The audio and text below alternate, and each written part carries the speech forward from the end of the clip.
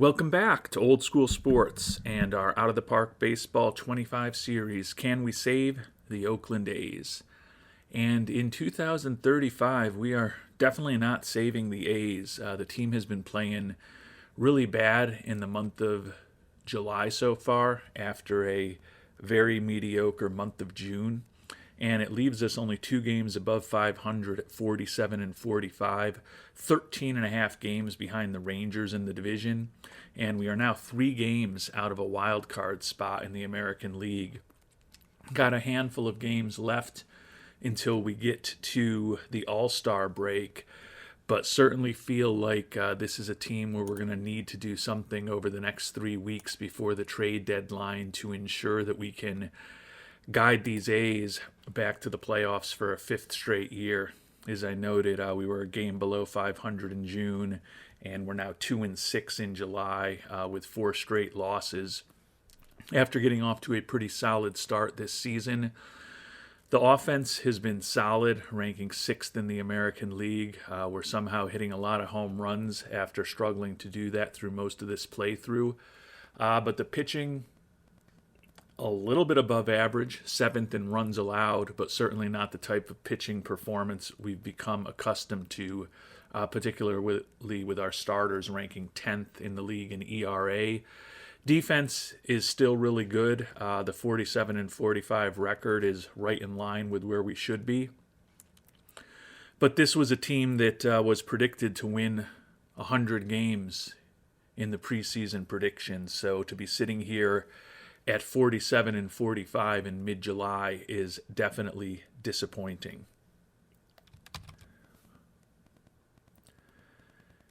And while the primary focus for this episode is going to be the draft, which is already underway, and we're getting ready to make our first pick in the first round, number 26 overall, and we've gotten a lot of great feedback, as always, from our viewers over the course of time since the last episode was released that will hopefully help guide us to better decisions. Right now, going to touch quickly on something that we also mentioned at the end of the last episode. We've spent a lot of time offline investigating options in the trade market.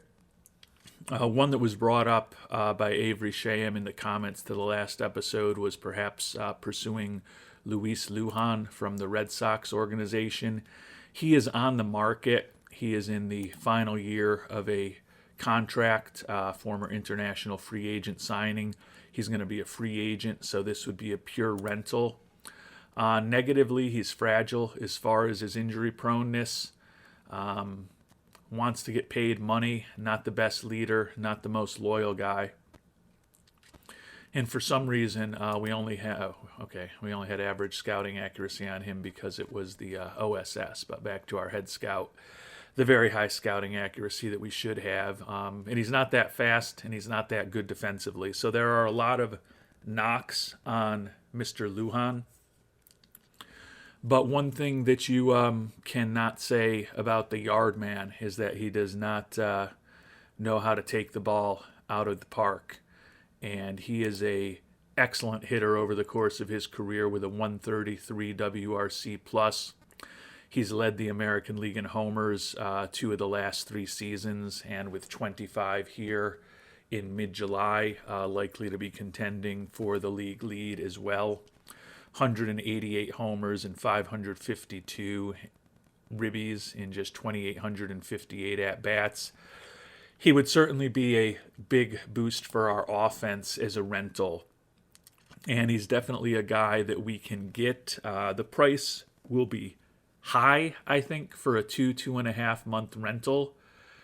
But it is not prohibitive in my mind. And I think we can get him on board without giving up one of the top prospects in our system, and without giving up a critical player off of the major league roster in a package. So Lujan is definitely a guy that I'm thinking about bringing on board.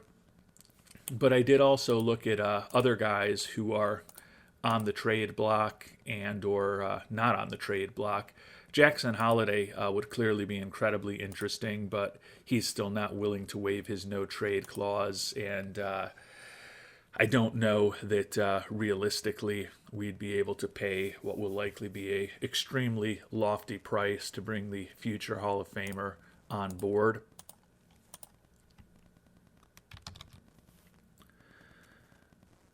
But doing some random player searches, I wish they were playoff searches, and I hope we can get this team back into the playoffs.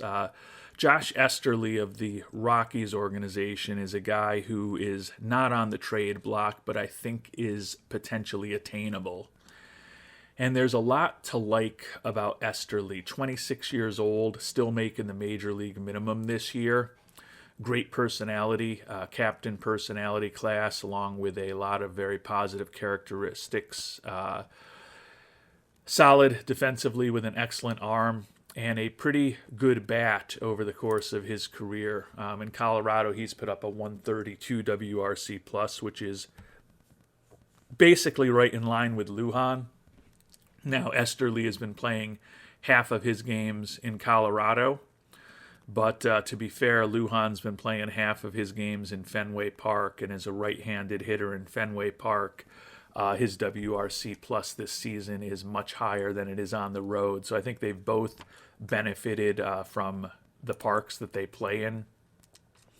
Esterly, certainly a different batting profile, higher batting average, less home run power, but it's all added up to a very productive offensive player. Concerns with Esterly are not huge. He's banged up with a strained oblique right now that's going to impact him likely the rest of this month. That's not optimal. He also is going to be set to be hitting arbitration next year, so the numbers on his contract are going to go up significantly. But he's not a pure rental. He is a guy that, unlike Lujan, we could potentially have for several years to come. It's just that our financial and our payroll situation is getting a little dicey as of next season. So adding in a potential $5 million to what's already a payroll that's a bit bloated for 2036 might not be the perfect strategic move. But I'd say my biggest concern about Esterly is the profile he has with above average contact and then power that we think is above average, but in that kind of middling type of power range, is not a profile that we've had a lot of luck with in Oakland. If you think back to guys like Chase DeLauder, Diane Jorge, even more recently Elliot Bonello last year, these guys whose contact is better than their power, but they're not incredible contact hitters, haven't typically done that well for us. When we size up Esterly and we compare him right to Lujan, can kind of get a good view of their strengths and weaknesses. Lujan, a little bit older, is obviously just a one-year rental. Esterly, a bit younger, a guy we could have for several years. Esterly, a left-handed hitter. Lujan, a right-handed hitter. Their production offensively over the course of their careers, as I noted, in terms of WRC plus, is basically exactly the same. But they're very different players. Esterly's contact is 10 points higher than Lujan, but gap power, home run power, and eye all favor Lujan by a similar or even greater amount. They both strike out a decent, average-ish kind of amount. Lujan a bit more. So I think when you put the whole package together, and I guess I could show you this right now with Lujan since I alluded to it. When we look at his 2025 batting splits at home in Fenway, he's basically almost Aaron Judge, 316 average, 11 homers, 31 ribbies, and 152 at-bats. OPS well over 1,000 and a 174 WRC plus. Still extremely impactful on the road this year with a 148 WRC plus. But I tend to think that we'd see a similar trend for him over the course of his career. So I think with both Lujan and Esterly, we're probably not going to get the same type of offensive production that they've got playing half their games in Colorado or half their games in Fenway. But I think either would be a very impactful player for us. Taking a look at their defensive ratings, favors Esterly here, but I wouldn't say it's a critical favorite. He does have that really nice arm and error rating, but he's got average range. He's a corner outfielder, a respectable corner outfielder. Lujan, probably with that low range and only being 6 feet tall, is not an ideal first baseman, but he's not horrible at the position either. Would favor Esterly a bit defensively, but with either of these guys, I think we're bringing them on board for their hitting. And my overall assessment is I do prefer Lujan a bit over Esterly. When we think about how much it's going to cost for these players, it's similar, but Esterly is actually more expensive, and I think that's because he's not a pure rental. I think we can get Lujan for a package of 4 players, kind of a couple major league quality and then a couple prospect types. To get Esterly on board, it looks like we need to add one more pretty solid prospect or one more pretty solid major leaguer into the package to get that done. Now, that doesn't mean we're automatically going to go with Lujan just because he's a cheaper price. Because as I noted, that cheaper price is just for a 2.5-month rental and then hopefully a supplemental draft pick down the line, whereas Esterly could conceivably be with us for the next 3.5 seasons. And it's not inconceivable that if things go well with Esterly, we could look to sign him to a long-term contract. And Esterly also brings some very positive traits into the clubhouse, including that captain personality. So I think there's 2 interesting directions for us to go as far as a bat that can help us this year and ensure that we can guide this team back into the playoffs. And I'm going to continue thinking about this decision in the back of my mind as we turn our attention to the first-year player draft. Before we do that, though, one final thing to look at, and we are also looking for a pitcher. You may remember Gabe Brewster, a guy that we looked at this past off season. He's extremely popular. He's a fan favorite, and he's 9-3 with a 4.32 ERA for the White Sox this year. I don't love that he's a fly ball pitcher who gives up a lot of home runs. He's a guy who was available in the Rule 5 draft just 2.5 years ago, and he's certainly, according to our scout, improved pretty significantly since he went through that Rule 5 draft. So a little bit of a bad feeling that we could have gotten him potentially for free, and we didn't do that. But he has, over the course of his major league career, been about a league average pitcher. I don't think he's a perfect answer to the woes of our pitching staff. And as I talked about, I really am a little concerned about the number of homers he gives up. But I think he could be a small upgrade to some of the pitchers that we've got at the back end of our pitching staff. The price is not going to be prohibitive to get him on board. We only do have high scouting accuracy on him for whatever reason. So I'm going to update that over the next week or so. But although he's not on the trade block, I think Brewster is definitely attainable. And I think he could be a modest step in the right direction with our pitching staff, although I'm definitely not in love with him. So I will continue multitasking in my brain as far as what to potentially do in the trade market. But we're going to turn our attention now to the primary focus of this episode, and that's the first-year player draft. As always, we've received some great feedback from our worldwide scouting department, so appreciate all of you who took the time to share what you would do in this draft with us. As I noted, we are on the clock for our 26th pick, just as we were at the end of the last episode. And there are definitely some interesting options out there for us. Pitching wise, there's been a lot of pitchers that went at the top of this draft, as we talked in the past episode. Minnesota actually brought high school pitchers on board with back-to-back picks at number 1 and number 2 in the overall draft.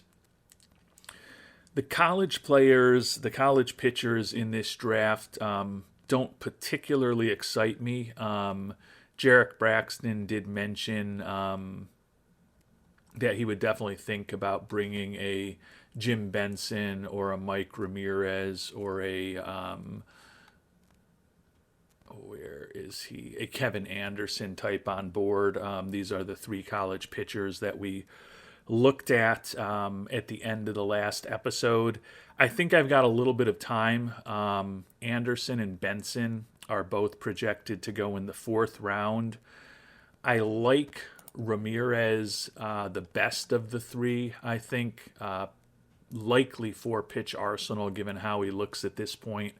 Really good stamina, and we think his stuff and his movement could be above average with average control. I don't love any of these college guys. Right now, though, Ramirez is projected to go in the 2nd round of the mock draft, 24 overall, just 4 picks before our 28th pick in the 2nd round. So I think Ramirez could be really interesting value for us if he happens to fall and get lucky. Why Me 943 liked Ramirez. Avery Shaham thought he could be a good target for the 2nd round. And quite honestly, that's kind of how I'm thinking about Ramirez. If he falls to me in the 2nd round, I think he could be real interesting value. Benson, the stuff with him is more of a question. He looks like he's going to struggle to really be a true 3-pitch guy, and we think his stuff is only going to be major league average, although we do like his durability and some of the personality traits. And Kevin Anderson, similarly, although he looks like he could be a 4-pitch guy, his pitches are very mediocre to average for a major leaguer. Good personality, but another guy whose stuff is just not going to excel, and he doesn't overwhelm me with his movement or control either. And as I noted, both Anderson and Benson are projected to go in the 4th round, so tend to think we could get a crack at possibly 2 of them, certainly in the 3rd round, and possibly all 3 of them in the 2nd round. So I think I'm a little bit inclined to wait on the college pitchers, although I certainly would not mind adding one of those guys or a similar player in the early mid rounds of this draft. And among the pool of higher regarded high school pitchers, at least higher regarded in terms of their ceilings, 2 kind of stood out to our viewers. Chris Roberts, Coach 1549, had him on his list of several players that he liked. Potential 5-pitch arsenal, although he's got a lot of work to do there, including on a changeup and a knuckle curve. But solid stamina, really good at holding on runners. We think his stuff could be outstanding, well above average control with decent movement. Looks like keeping the ball in the ballpark could be an issue for him. The left-hander is expected to go with the 2nd pick in the 2nd round. So if we're going to bring on Conman Roberts, probably need to do it now. The most popular of the high school pitchers with viewers, though, was Chad 5-Spot Evans. Coach 1549 also liked him, along with YME 943 and Quiet Time. There's a lot to like about Evans, too. A potential 4-pitch arsenal, although he does have some work to get there. Some positive personality traits, and we think his stuff and his control could both be well above average to go with average-ish movement on his pitches. Potentially could do a better job keeping the ball in the ballpark, but he's got a lot of work to do to get there. I like Evans, and those of you who have followed me over the years know that I am very willing to draft high school pitchers early and often. Evans is my favorite of the high schoolers in this draft. We mentioned earlier that Ramirez, the college pitcher that I like the most, is projected to go with the 24th pick in the second round, just a few picks before we're on board. Chad Evans is expected to go right after him with the 25th pick in the second round. So if Evans and Ramirez are my two favorites among the high school and the college pitchers, which I think they are, and I do also like Roberts for what it's worth, the fact that they're expected to go with the second, the 24th, and the 25th picks in the second round, to me makes it not impossible that one of the three of them will fall to me and perhaps be on the board there when we're picking 28th in the second round. Since I'm not in love with any of them, and there are several other high school pitchers that I'm pretty confident will be around in the second and possibly the third rounds, as well as those other college pitchers that I mentioned, I think this is a draft where, although I'm not in love with any players, I'm inclined to use our first pick this year on a batter rather than a pitcher. And if a Evans or a Roberts or a Ramirez falls to me in the second round, I'll be pretty excited about it. So we will turn our attention to the position players, and it's kind of interesting because the guys that we're going to be talking about are all expected to go right where we're picking in this mock draft. A couple are expected to be off the board already. A couple are expected to be picked in the next 10 or so picks, and one of them is mocked to us right here at pick number 26. So it definitely seems like the 5 position players that were recommended by at least one of our worldwide scouting department members, that we are fishing in the right end of the lake at this point with these players. The guys who's expected to go the latest is the center fielder Mike Zamaron, but he's still not too far away. He's expected to go with the second supplemental first-round pick in the draft. So he is less than 10 picks away from where he's going to go. Zamaron, liked by YME943. Avery Sham liked him more as a potential second-round value pick if he fell through. Pretty interesting potential bat. Not all that interesting defensively. Certainly doesn't bring much speed to the table. As Noglegs noted in the comments to the last episode, I might be being a little too negative about some of the poor defensive ratings that we tend to see in the high school and IAFA and even college classes these days, because with the development lab, as we've seen over the years in this playthrough, particularly this past year when we upped the dev lab to 20 spots, you can make some pretty consistent improvements in defense over time by putting players through that 1 month long program. So although I do note the defensive deficiencies of these players when I'm talking about them as prospects, it's probably fair to not let that be a total deciding factor, since I think there's potential for material improvement in a lot of these players. Zamaron, definitely an interesting prospect. 70 contact, 65 power says it all. A little disappointing that 65 gap power will be largely wasted by his pretty mediocre speed, but still should get some extra base hits. So Zamaron, certainly an interesting prospect.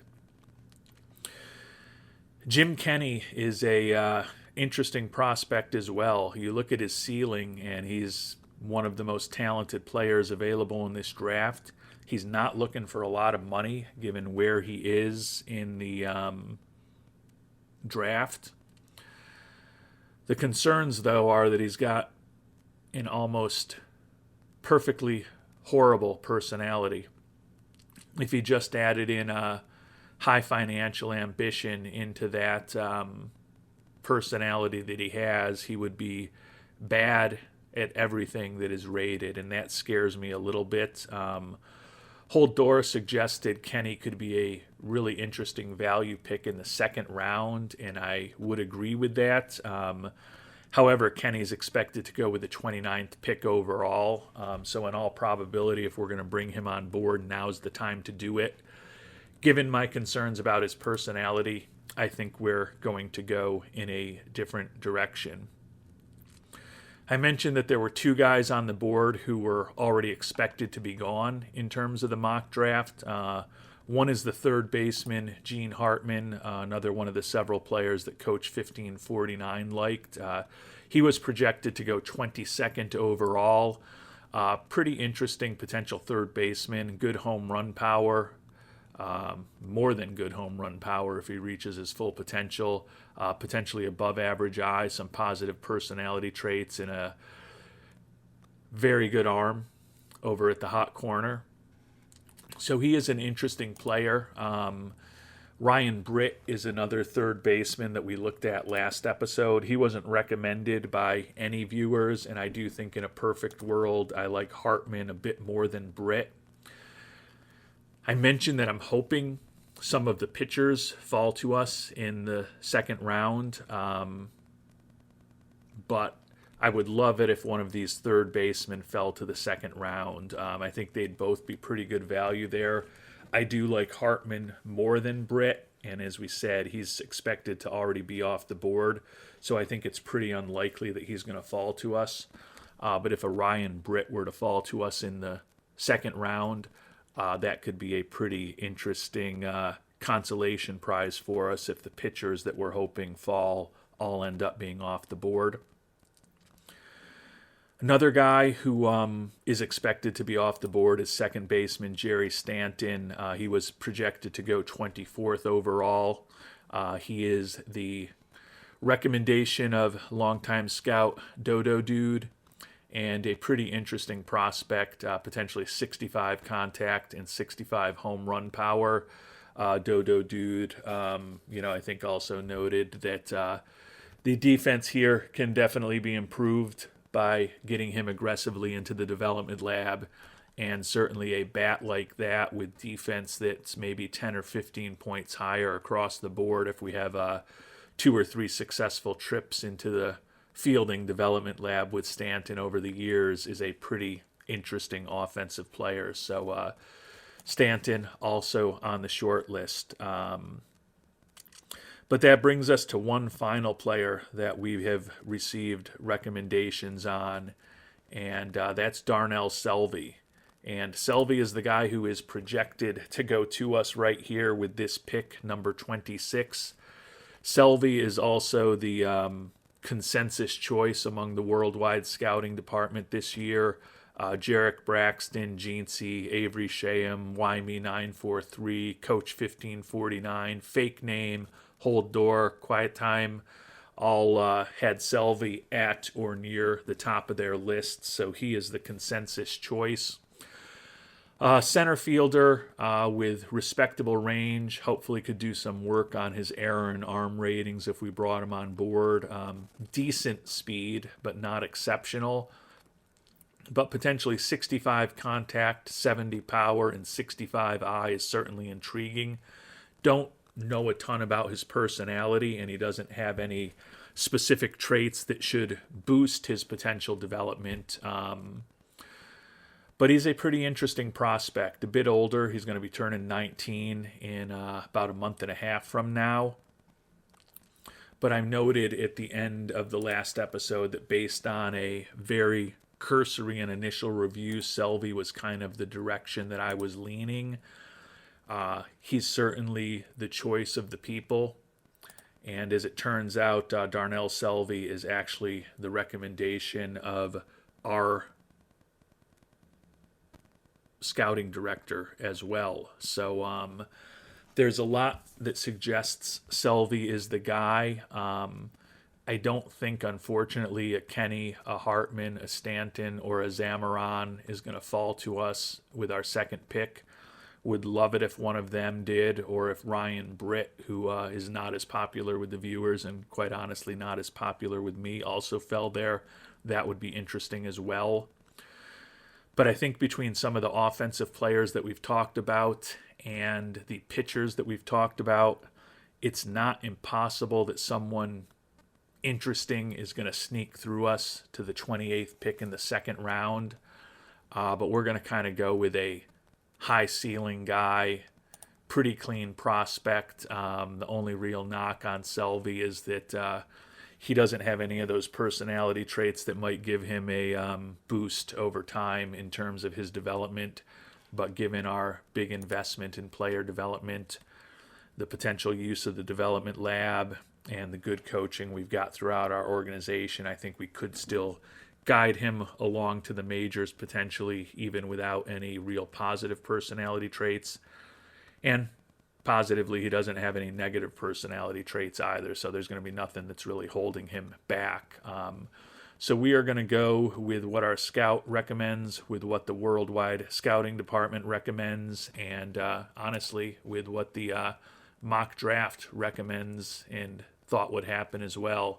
And we're going to make all of those columnists and bloggers and YouTubers with their Major League Baseball draft prediction channels feel good about themselves right now by giving them a win and picking Darnell Selvey here with the 26th pick in this 2035 first year player draft.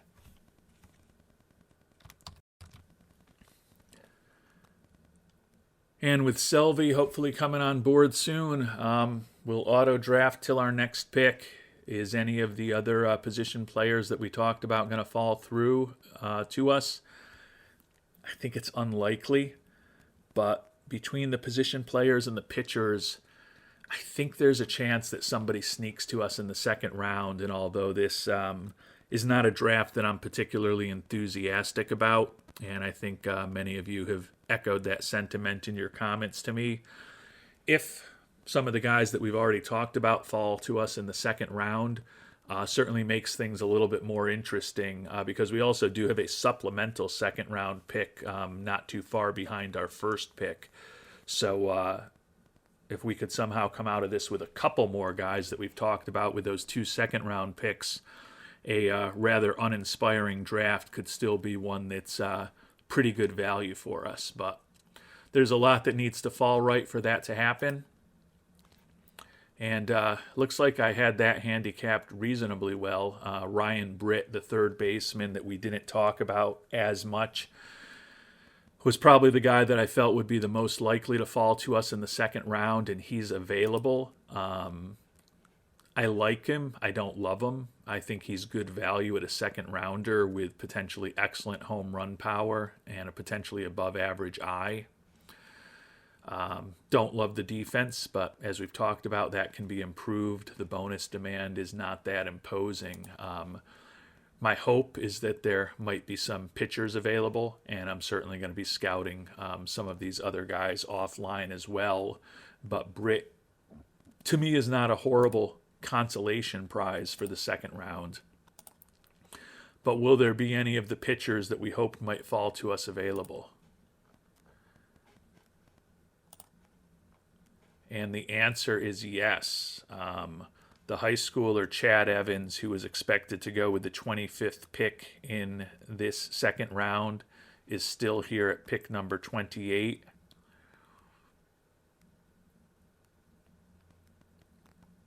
Doesn't look like the college pitchers, any of them made it. So that's interesting. We had talked about how those guys were all expected to go in the, well, one was expected to go in the second round before we got on the clock in terms of Ramirez with the 24th pick, and he did go. But a couple of the others who were projected to be fourth rounders went as well. And I think we've kind of seen that trend over the last several drafts where, for whatever reason, it seems like the college players in particular don't do all that well in the mock draft. As I noted, actually, we can't see it anymore here because they picked Evans. But Mike Ramirez, Ramirez was projected to go 24th in the mock draft. And he obviously went before that. And then the other college pitchers that we had talked about, Jim Benson and Kevin Anderson, were both expected to go in the fourth round. And unfortunately for us, those guys have gone earlier than we had anticipated. See exactly where they did end up going. Did they just come off the board recently? Kevin Anderson went 24th. Jim Benson went 19th in this round, and Mike Ramirez went 16th in this round. So all three of those college pitchers went earlier than anticipated. Ramirez about 10 picks earlier than anticipated, and Benson and Anderson went almost 2 full rounds earlier than they were anticipated to go. So something that just have to kind of factor in. It's still anecdotal at this point, but we've definitely seen over the last few drafts college pitchers in particular going materially earlier than they were mocked. And as I mentioned earlier, we're in an interesting spot here. We've got the 28th pick, and then with one of our compensatory picks, the final pick of the second round at number 36. So 2 of the next 9 picks for us. As interested as I am in Ryan Britt, and there's definitely a good chance with his profile that he's going to come off the board before our next pick. I'm not in love with Britt. Evans, in contrast, was the most popular pitcher among our viewers. As we talked about, YME943, Coach 1549, and Quiet Time all noted him. He was probably my favorite of the high school pitchers. Like the personality, solid stamina, and holding runners. Potential 4-pitch arsenal, but no guarantees that he even gets to 3. Hopefully he will with good development and good coaching.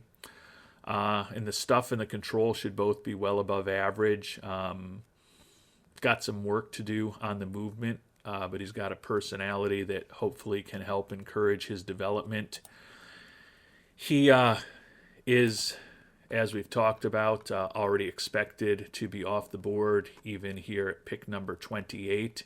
Interesting that Mr. Britt is our projected pick here, and we could end up going with the mock draft predictions 2 picks in a row if we went with Britt, but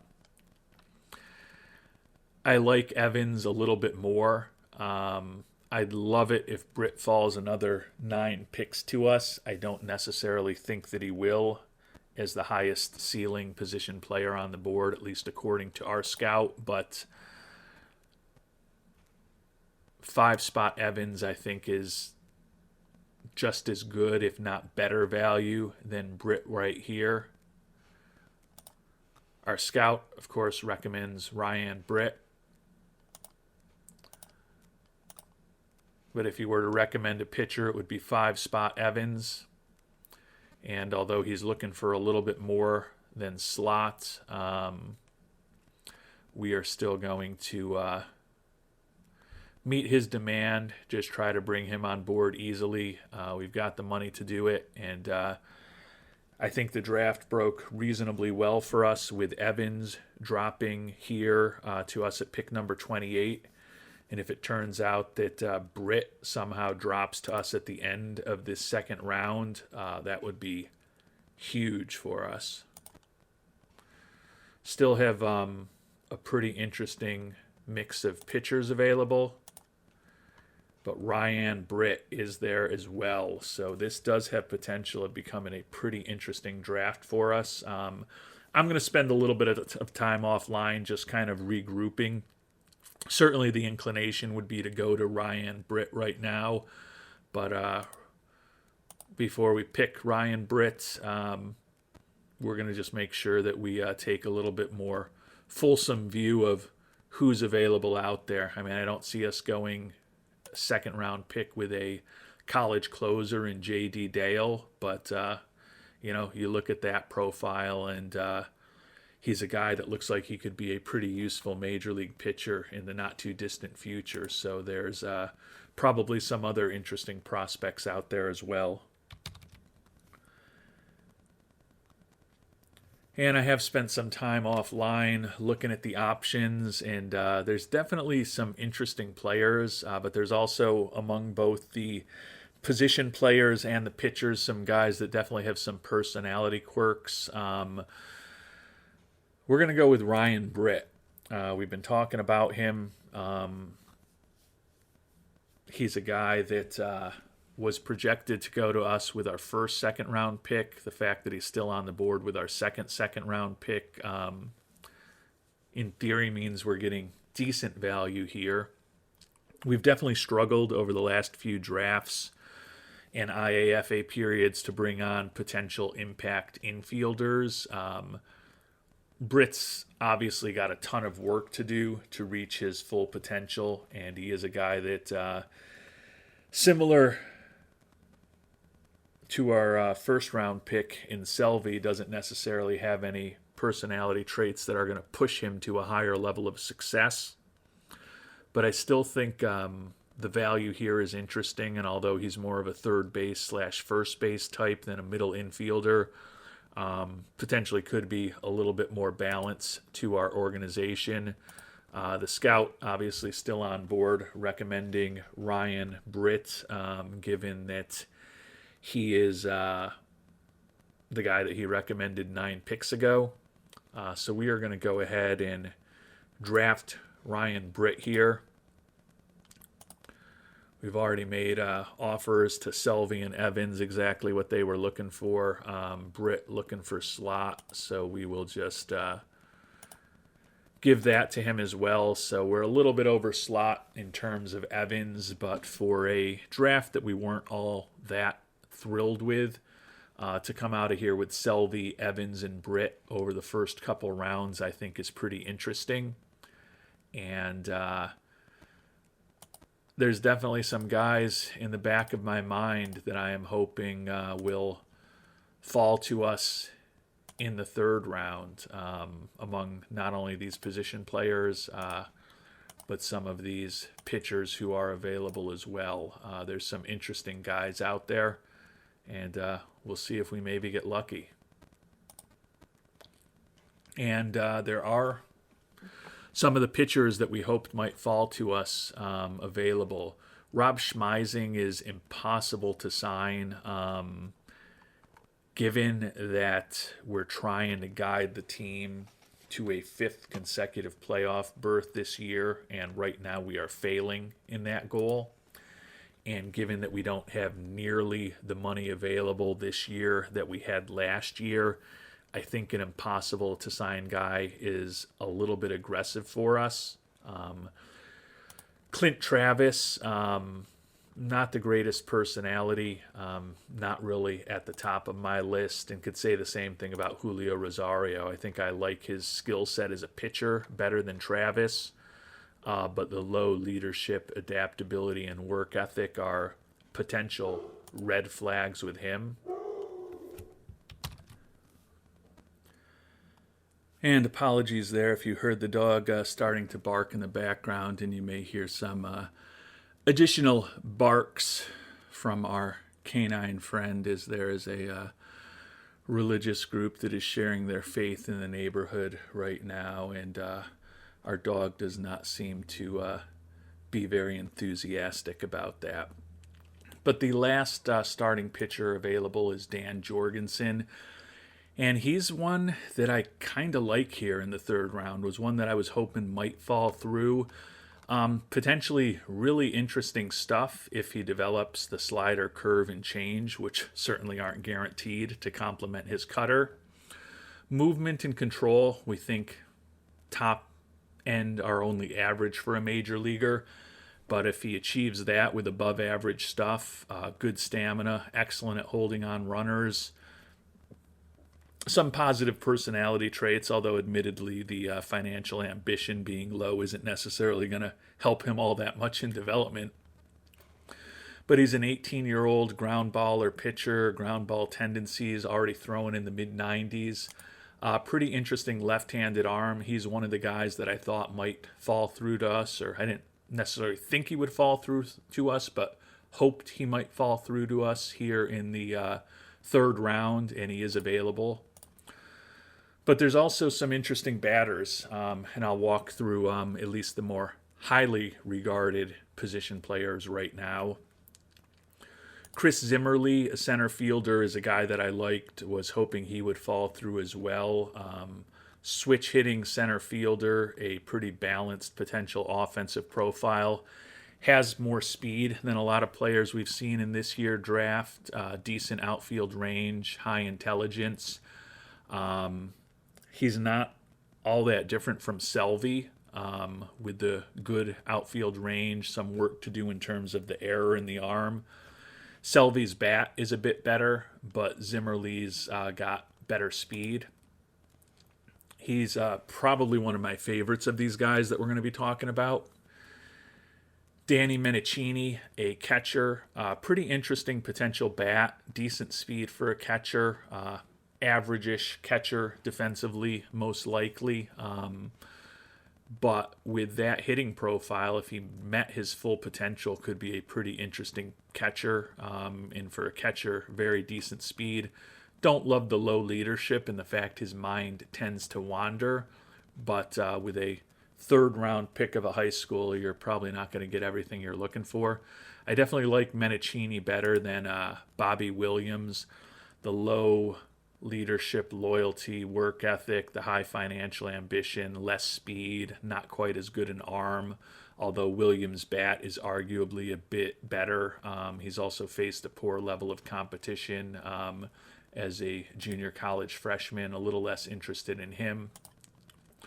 Walt Murphy, durable, really good outfield, well, not really good, but above average outfield range. His error and his arm both need a ton of work.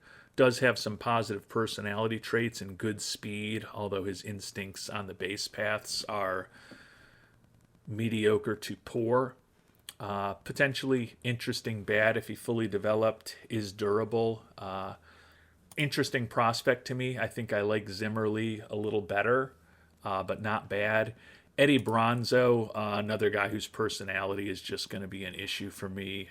Interesting bat, but low adaptability, work ethic, and intelligence. You can't get a much worse combination than that in terms of someone who's going to be working against themselves and working against the player development and coaching of your organization in terms of being able to reach their full potential. So I'm intrigued in a few of these guys. If a Murphy, a Menachini, or a Zimmerly were to fall to the fourth round, I think that's a pretty obvious pick. But I always love trying to go a high volume route with pitchers. And if you bring in enough pitchers with potential, even if they're high schoolers, you're going to hit on some of them, even if it's the later round guys. And scouting director recommends Bronzo, who, as we've talked about, is not on the top of my list due to his personality.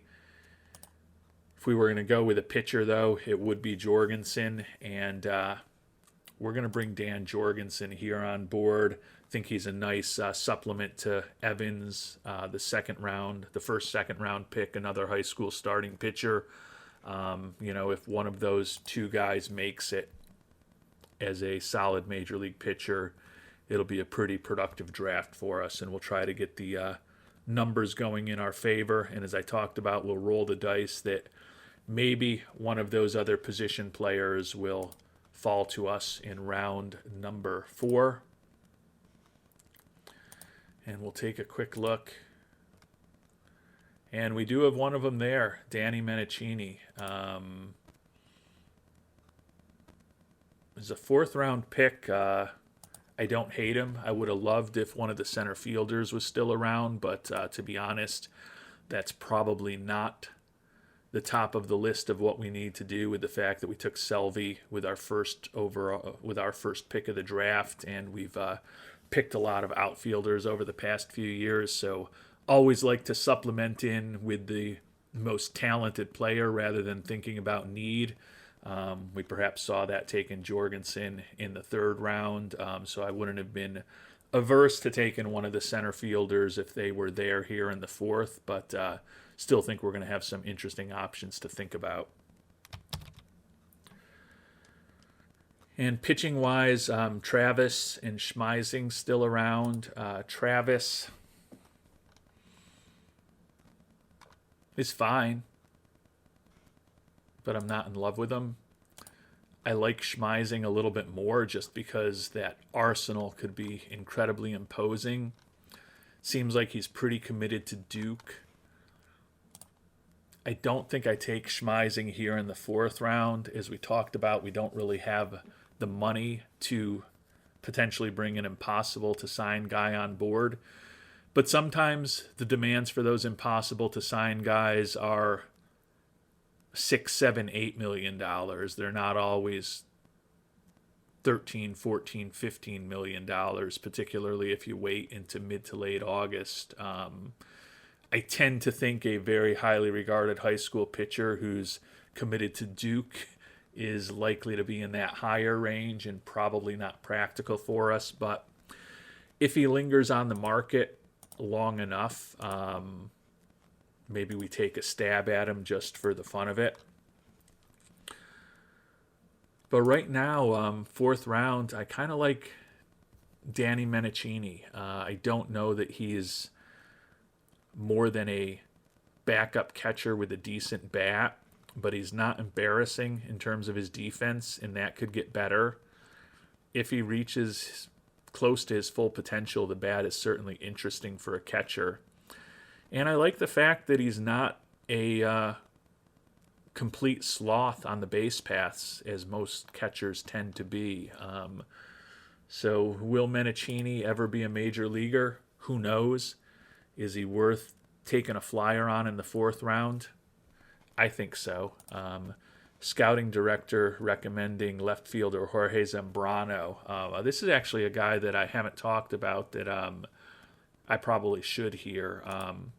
He is, and he has been since the first round, even though we haven't talked about him, one of the most developed players in the draft, coming out of Florida at the age of 22.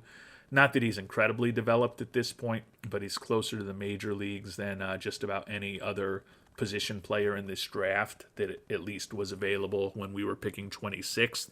Presumably there were a couple of good college position players that went before we had the opportunity. He is also a potential two-way guy, but I just don't think his stuff is major league quality, and I don't think his potential movement and control are good enough to overwhelm that. So I've been thinking of him purely as a corner outfielder, and honestly, the bat just not exciting enough to me to take him quite yet. He certainly could probably help in the lower levels of our farm system, making those teams more competitive, but I think we can typically get guys who can do that in the 8th, 10th, 12th rounds in a draft. So we're not going to go with Zambrano here, even though our scout recommends it. But I am glad that he came up here because he is a guy that has been around since our first round pick. And as I said, he is probably the highest rated current player that's been on the board for any of our picks. I had kind of thought offline that it wasn't a direction I was going to go. If he's still lingering another couple rounds from now, I might take a flyer on him. But, high end, this is a fifth outfielder to me if he reaches his full potential. And I'd rather go with someone even if their probability of success is lower, they could potentially have a bigger impact than being a fifth outfielder if I'm using a fourth round pick on someone. And I think Menachini fits the bill there, although I'm kind of viewing him as a potential backup catcher. If his bat fully developed, which certainly probably won't happen, and if we were able to improve his defense, which is somewhat more likely, he could certainly be a more than respectable starting major league catcher. There's a lot of ifs to get there, but I don't necessarily see a path for Zambrano at age 22 to be anything more than a fifth outfielder. So we are going to go ahead and pick Danny Menachini here with our fourth round pick, and we'll see who's on the board in number 5. Bonzo still is. Interesting that our scout was recommending Bronzo a couple of rounds ago, and he's kind of soured on him. Now recommending starting pitcher Yank Piro. I mean, for a fifth round high school pitcher, he's not a horrible prospect, but certainly questionable whether he's ever going to have an arsenal to start a game in the majors. And I'm not really in love with anyone who's available here in the fifth round. And quite honestly, I think that most of the guys I'm looking at and thinking about bringing on board are probably going to be available in the 6th, 7th, maybe even the 8th round as well. So we're going to roll the dice on Rob Schmeising. Pretty talented left-handed pitcher. I think that the demand from him is going to be just completely out of scope of anything that we could possibly meet. But as I said, there is a chance that that demand will be lower than I expect, in which case we probably can make some trades. We probably can free up some money. We could probably cut back on scouting and player development a bit and maybe make it possible to bring him on board if he's a $6, $7, $8 million kind of player rather than a $12 to $16 million player. I tend to think he's going to be in that 12 to 16 range. But for a fifth round pick and not loving any of the other options out there, I think Schmeising is a decent guy to think about. We'll draft him. Take a look at what he's got to say. I'm guessing we're not going to love this, but again, I feel like most of the other guys we would have taken here are still going to be available with our next pick, so it's just a gamble.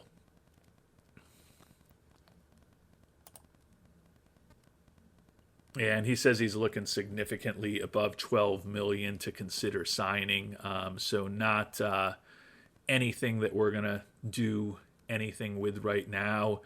If after we get through the trade deadline, if after we make some moves, we've got a little more money available, maybe we throw out an offer to him in late August. I don't know that his number is going to come down significantly between now and then. Probably won't, given that he's got the opportunity to go to a pretty good academic institution where he's going to be playing Division I baseball. But you never know. But I don't think Schmeising is a guy that we are going to chase real hard to sign. If it happens to fall our way, that's a win. But I tend to think we'll be just forfeiting that pick this year. But we took a shot. And if we do anything real interesting over the final 15 rounds of the draft, I will be sure to let you know. And the draft is over. We really didn't do anything particularly interesting after the 5th round. You can see we don't even have anyone that has any struggle at all to sign. It was all guys that were looking for slots who are already assigned to our Rookie League ACL team. So we'll find out what happens with the negotiations with Selvey, Evans, Britt, Jorgensen, and Menachini. And maybe a month and a half from now, we'll revisit things with Rob Schmeising. But a lot is going to have to change in terms of likely what he's looking for and certainly the financial situation of the team via some trades for us to potentially be able to make any type of representative offer to the young lefty. So as we start turning our attention back to this season and hopefully guiding this team into the playoffs, and we are operating under an expectation from ownership that we'll win the championship this year, so we've got a lot of work to do to position the team to do that. First and foremost is improving the roster, and even more importantly than necessarily improving the roster, improving our play on the field with the guys that we have to get this team back into the postseason. So we are going to think and resolve one of the trades that we talked about. We're going to wait on the pitchers to see if we can find out a little bit more about Brewster. He's not actually on the trade block, so I don't have a huge fear that he's going to be dealt somewhere else in the coming days. But the debate that we talked about at the beginning of the episode was Lujan versus Esterly. Lujan, I think, is better offensively. Esterly is definitely better in the clubhouse. Lujan is a pure rental. Esterly is a guy who could be with us for several seasons. But admittedly, the cost of Esterly will be increasing over those 7 seasons since he's heading into his arbitration years. But the price for Lujan is a little bit lower than Esterly, and given that I do think Lujan is a better offensive player than Esterly, that is the direction that we are going to go. Given the money that Lujan is making, we're going to need the Red Sox to keep a really good chunk of this contract to make things work.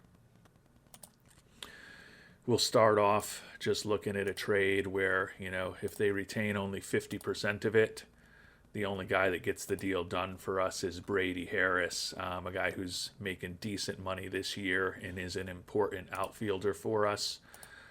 We pop it up a bit to 70% though, and there's a few more options because they can start raiding our farm system for some of the better prospects in our organization, as well as some of the better guys on our major league roster who aren't making any money yet, like Alejandro Landin, Byron Brain.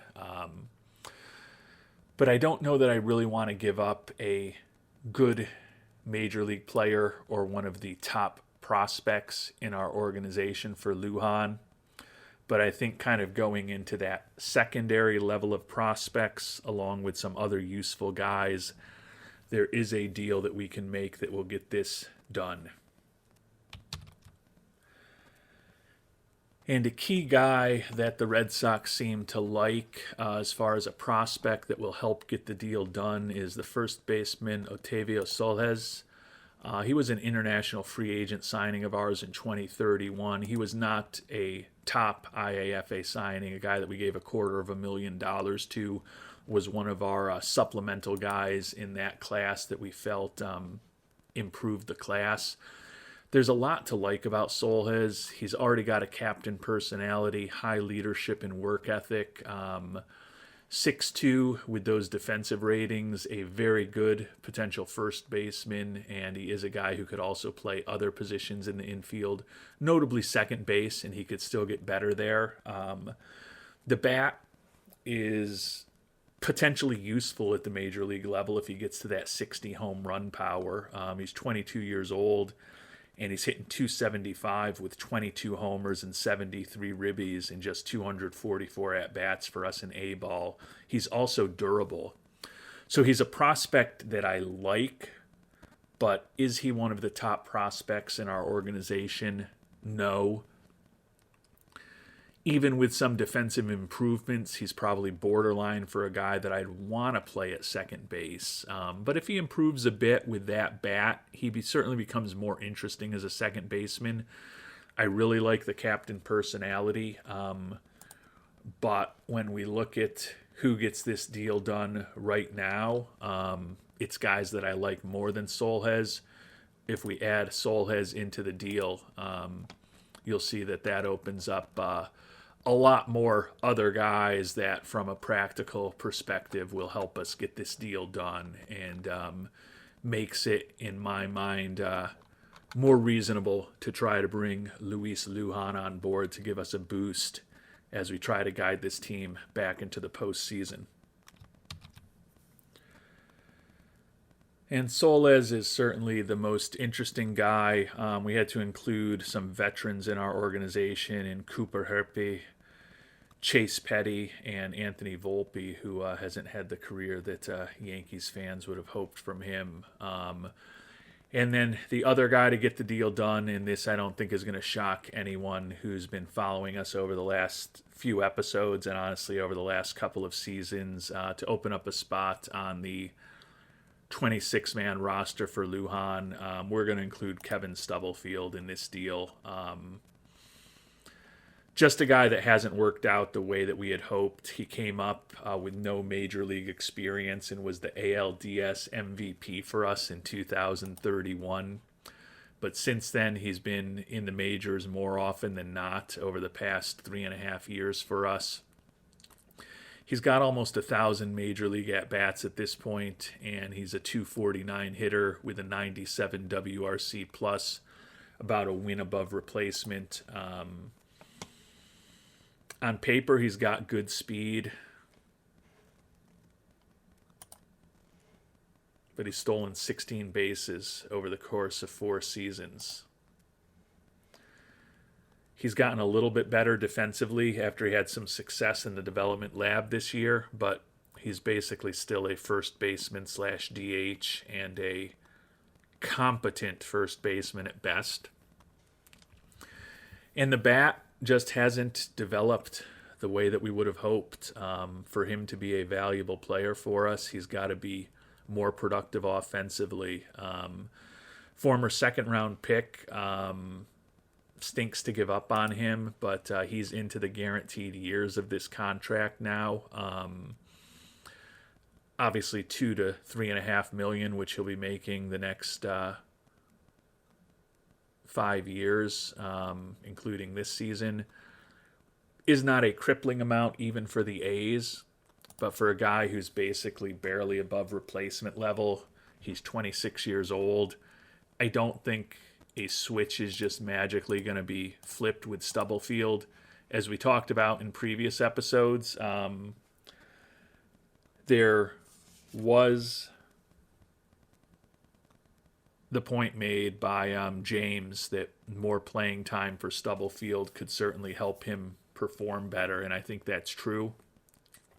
But as I talked about, looking at our roster, I'm just not willing to give him more playing time against right-handed pitching. I don't think he's one of our best options against right-handed pitching, and he quite honestly hasn't earned it. So we are going to make the rental of Luis Lujan. May regret over time moving on from Solis and Stubblefield, but I don't feel like there's anyone who's critical to our organization that we're giving up to get this deal done. And Lujan certainly gives us a very proven major league bat for the next 2.5 months. As we talked about, led the league in home runs 2 of the last 3 years. He's right in the mix this season with 25 homers. Very popular nationally. Might get a little boost in fan interest from him now, although, to be fair, we'll probably get if we get a commensurate reduction when he leaves in 6 or 7 months, that's fine. If we get a crippling reduction when he leaves after rental, I'll probably lose it again. But for a team that's trying to compete this year, I think bringing Mr. Lujan on board right now is going to make us more competitive. So we are going to go ahead and complete that trade, and it's still going to leave us with a little over $3 million to potentially spend on the trade market, picking up guys who are making a little bit of money in acquisitions, and who knows what we'll do. If we're able to get some cash back in a trade down the line, maybe will be able to be in play for our 5th-round draft pick, the young pitcher going to Duke. I don't anticipate things evolving that way, but you never know. And the fans supposedly happy that Lujan has come on board. I believe our fan interest was a 68. And if I could go to the proper screen where you could actually see that, it's still at a 68. So although the fans were supposedly excited, unfortunately that didn't move the needle at all. So we're going down on record right here. Bringing Lujan on as a rental had no impact on fan interest. So if there's a big negative impact when he leaves this coming off season, I am going to freak out. And with Lujan on board, I think that definitely helps our lineup. He's going to take over for Stubblefield as DH against left-handed pitching and move into the 4th spot in the batting order as our cleanup hitter. And Lujan's actually going to hit 5th against right-handed pitching, and that's going to push the young catcher Byron Brain out of the lineup. He had been DHing for us since the injury to Luis Lara. Brain had definitely slowed down a bit of late. The batting average down to a .192, just to 86 WRC plus. Does have 4 homers and 11 ribbies and 78 at-bats. We do expect him to hit some home runs. He's also walked 10 times. So he hasn't been completely inept, but it's certainly hard to make an argument that Byron Brain at this point, even as a left-handed hitter, is a better guy to have in the lineup than Luis Lujan. So I think we've definitely strengthened both of our lineups by renting Lujan, and hopefully he can help jumpstart this offense. And as I noted earlier in the episode, it's been a rough month of July for us. We've lost 4 in a row, 5 road games left until we get to the All-Star break. Finish up with 2 in Houston. We've got to win both of those to split the series, and then 3 in San Francisco. At 47 and 45, it's not inconceivable that we could have a losing record by the time we get to the All-Star break. Hopefully, having Lujan on board will help us avoid that. And we did take the last 2 games in Houston to salvage the split of that series. But then, of course, we proceeded to lose the first 2 in San Francisco before winning the final game before the All-Star break. So 3-2 over our last 5. I guess that's some very small measure of progress. But as we sit here at the All-Star break, 15 games behind, although we're still second in the division, have closed the gap on the final wild card spot to just a game and a half. But you can see there are a lot of teams in the mix for that spot. With Lujan on board, we've now got a guy who's second in the American League in home runs. Jake Ortega, 3rd in stolen bases at the All-Star break, and none of the pitchers showing up on our list. Lujan off to a rousing start with Oakland. 7 for 21 with 3 homers and 6 ribbies in his first 5 games. So he certainly has helped jumpstart the offense for us as we've won 3 of the 5 games since he's got on board. If we continue winning at a .600 winning percentage the rest of the way this season, we will almost certainly find ourselves back in the playoffs, although it will almost certainly be as a wild card once again, as the Rangers continue to have the best record in all of baseball. And we have got an updated scouting report on Gabe Brewster, the White Sox pitcher that we mentioned potentially trying to bring on board. He would likely give us a nice boost in fan interest, being extremely popular. We are at very high scouting accuracy now. Do worry about the number of home runs that he's going to give up, but I also do think that he still may be a better option than some of the guys at the back end of our rotation. Good influence in the clubhouse, someone we're certainly thinking about bringing on board after he was an all-star closer a year ago and has done a respectable job as a starter for the White Sox this season. But a bad piece of news for the team in that Colt Keith, diagnosed with plantar fasciitis, going to be out for 5 to 6 weeks. He's already had one long stint on the IL this year. He's put up a 107 WRC plus for us. The batting average is dipped to 242, so not a vintage Colt Keith season. Going to be 34 years old soon. He still is willing to consider a trade to several teams. Not necessarily a ton of value, but that we're going to be able to get back in return for him. But with that salary going up significantly next year, it still might make sense for us to maybe more seriously think about ending our long and fruitful relationship with Mr. Keith sooner rather than later, given that at this point he's likely out until September, so he's not going to be extremely helpful in keeping our team competitive until we're basically the September roster expansion. So with Colt Keith unlikely to be able to help this team make the playoffs for at least half of the remaining time we have in the regular season, I do think I'm a little more inclined to consider moving on from him. With his age, with his fragility, with the fact that he's injured right now, and with the fact that he's going to be making a lot of money for possibly the next 2.5 years, I don't think we're going to be particularly thrilled with the offers that we get in return for him, for a player of his caliber. But there's stuff out there that could be mildly interesting. I don't know much about Rodri Mesidor, but he plays the right position and he's young.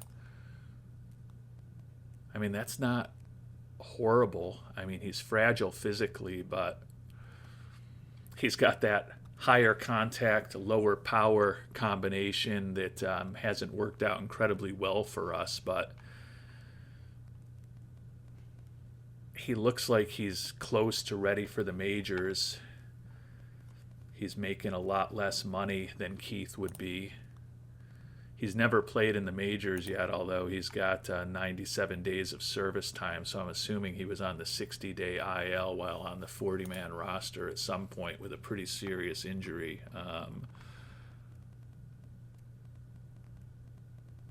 Ruptured MCL in late 34. I'm guessing that is where he got his service time. But there might be some other better options out there.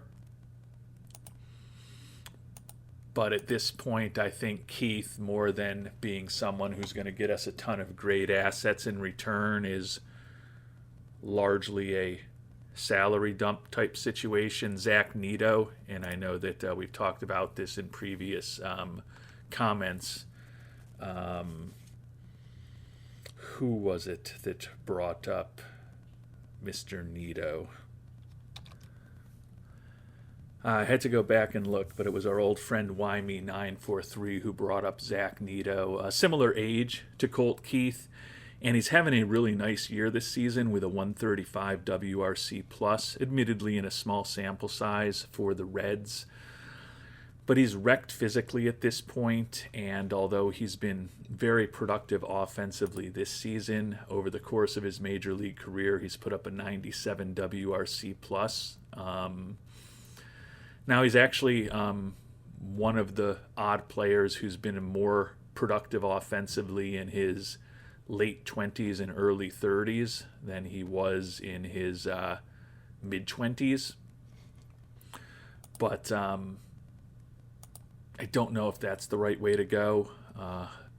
Luis Angel Acuna, guy that I believe we had in our organization at one point. Our old friend Bob Day we could trade for. Chase DeLauder, who we were talking about earlier. You know, DeLauder, and at this point his contact really isn't that much better than his power. At one point he was a better contact hitter than we think he is today. But going back to that point about some of the struggles we've had with guys who had profiles more similar to Esterly than Lujan. In DeLauder's Oakland career, he was a league average offensive player for us.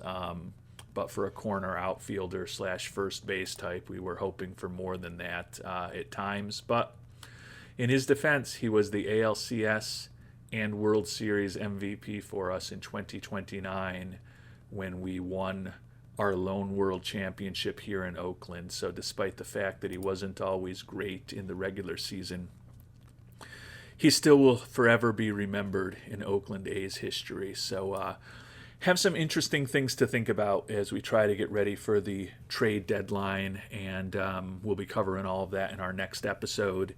Is it time to consider moving on from Colt Keith? Should we make a trade for Gabe Brewster? What else do we need to do to get this team better? We'll also take a look before we finish up at the All-Star rosters for this year. And nobody on the Oakland A's pitching staff makes the All-Star team. It's definitely been a down year for us pitching-wise, so can't say I'm shocked by that. But the pitching has been such a strength for us over the years that it still is a stark reality of where we are with our pitching staff this year, that there are no Oakland A's All-Stars. New addition, Luis Lujan, not surprisingly, named to the All-Star team, hitting .305 with 28 homers, 165 WRC plus. Obviously, most of that production happened with the Red Sox before he's joined us for the past 5 days. The only other All-Star for Oakland this year, not going to be a surprise, and that is, of course, the reigning American League MVP, Jake Ortega. 161 WRC plus this year with a 4.3 WAR, hitting .317, 24 doubles, 8 triples, 17 home runs, stolen 22 bases. Mr. Ortega remains one of the top offensive players in all of baseball, one of the top players, period, given his solid defense in the outfield. And for a third overall pick out of Oregon State, Ortega has worked out very well for us. So we've got a lot of work to do with this team over the next couple of weeks as we approach the trade deadline, adding a pitcher who can help us, and perhaps moving on from Colt Keith are the top couple of things on my to-consider list. If you've got other ideas on what we might want to do, would love to hear them in the comments section, and certainly would also love to hear what you think of what we did in the draft, what went well, what you would have changed, and any other thoughts and opinions are always interesting for me to hear. Until our next episode, thanks so much for watching, and hope you have a great day.